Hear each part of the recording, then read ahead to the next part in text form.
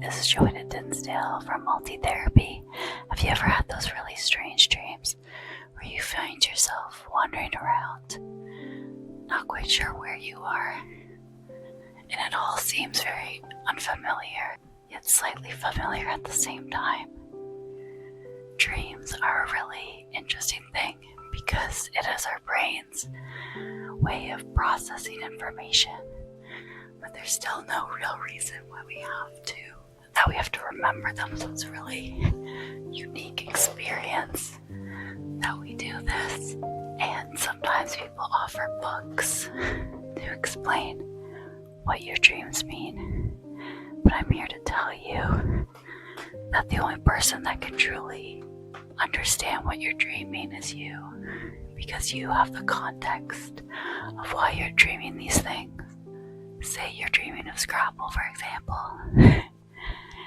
If the book doesn't realize that you have a big phobia of Scrabble, it's not going to interpret that correctly, is it?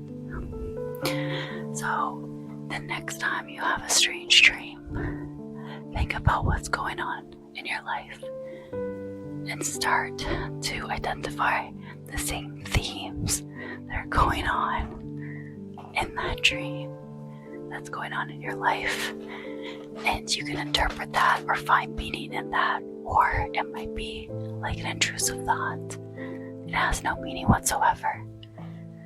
Good luck to you dreamers out there. Hi everybody, my name is Johanna Dinsdale from Multi-Therapy. I am a qualifying psychotherapist and clinical hypnotist, and I am here to explain why you might dream and how to control your dreams. Now, dreams are still considered very mysterious. Some people consider it like clearing the cache. During the day, you collect thousands of pieces of information, and at night, you are either storing it or deleting these memories. It can also work as a simulation, practicing different scenarios so that you feel more prepared of these things. And some people think that this is a way that we process certain emotions. And if you want control of your dreams, try something called lucid dreaming. For example, I fall asleep and I can see that I'm in a dream and I can do whatever I want in this world. I can fly around, I can hug my favorite celebrity, what have you. So step one in order to do this is starting a dream file. As soon as you wake up, write down your dreams. Often our dreams are there and then we forget them quite soon. So the faster you can write down your dream, the more you're practicing on recalling those memories. Next, during the day, start asking yourself, am I dreaming? Look at your hand, look at your watch. In a dream, things sometimes look glitchy or fuzzy. If you make this a practice of questioning if this is a dream during the day, your brain eventually picks that up as a habit and will do it in your dream, allowing you to have that opportunity to become lucid within the dream.